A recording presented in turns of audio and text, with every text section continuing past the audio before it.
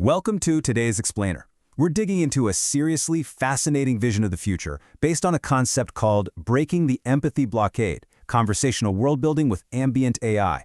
This incredible framework was originally envisioned by Joseph Dewey and compiled by Sakant Wanamoran over at the Knowledge Center in Chonburi. Basically, we're looking at how the very way we interact with technology, and honestly with each other, is on the verge of a massive, beautiful shift. Okay, let's dive into this and look at where this all begins. Section 1. Vision of the Future. To really get this, we need to follow the story exactly as it unfolds in the source material, starting right with the opening scene from Chapter 1. I want you to picture a living room in the near future. Two people are just sitting there, having a totally relaxed conversation. Nobody's hunched over a keyboard and nobody's staring blankly at a glowing screen. They're simply talking, laughing, and throwing ideas around. But here's the magic. As they speak, an AI is silently listening in the background, and it's literally generating a 3D blueprint right in the space between them. It's building a tangible, visible universe based entirely on their casual conversation.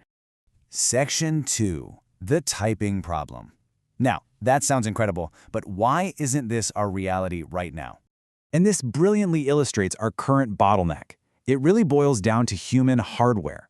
We naturally speak at around 150 words per minute, but when we're forced to type, literally pecking away at plastic keys, we drop to just 40 to 60 words per minute. Our inspiration and our spontaneous ideas move incredibly fast, but our fingers simply cannot keep up with our minds. But it's not just about raw speed. Right now, to use AI, we have to write prompts. We have to stop our natural, collaborative flow and painfully translate our raw ideas into rigid instructions for a machine. And during that translation process, creative energy just leaks away. Those brilliant little sparks that come from shared excitement get completely lost in translation. Which brings us to one of the most profound concepts we're covering today, the empathy blockade. Screens and keyboards literally build an invisible wall between us. When you have to look away to type, eye contact stops. The shared emotion is broken. The core argument here is that natural face-to-face conversation is already the most perfect interface we have. We don't need to learn to talk to machines. The machines need to adapt to us. Section 3. The ambient listener.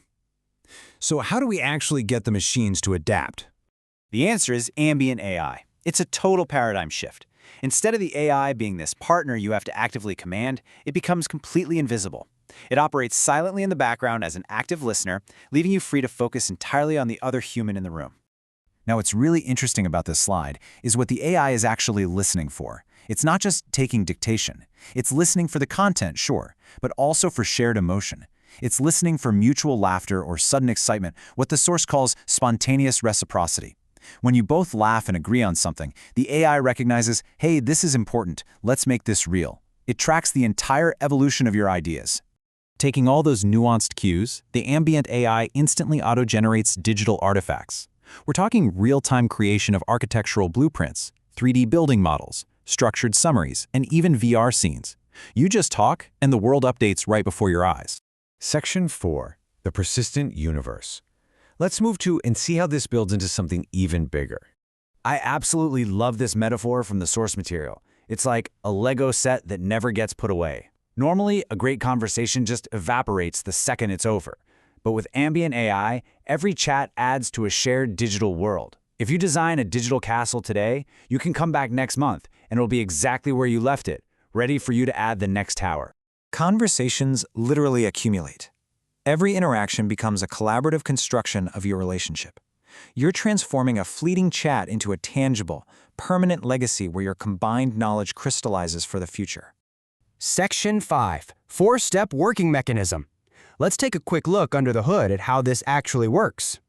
It all happens in 4 seamless layers. First is listening, using microphones for real-time speech-to-text and identifying who's talking. Second is understanding, where a large language model catches your actual intent and those shared emotions. Third is generation, where the AI builds the 3D models.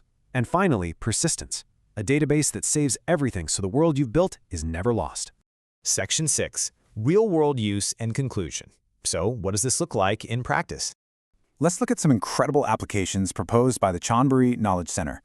Imagine grandparents telling stories of their youth, and the AI automatically generating a historical VR village for their grandkids to explore. Or a community discussing town planning, with a 3D city model updating live as they agree on ideas. Think of students building learning universes that grow all year. It's a way to build intergenerational bridges and physically save our stories for the future. So the crucial point is really captured right here in these 5 takeaways. Typing is a massive bottleneck. Natural conversation is absolutely the best UI we have. The best AI should be completely invisible. Persistence turns our everyday talk into a lasting legacy. And above all, we need to use technology to break the empathy blockade, not build more walls between us. I want to leave you with a thought directly from the source material. If every conversation you had with a loved one was saved, accumulating into a beautiful, persistent world that you could revisit forever, what would you want to start talking about today? Thanks so much for joining me for this explainer. I hope it sparked your imagination as much as it did mine.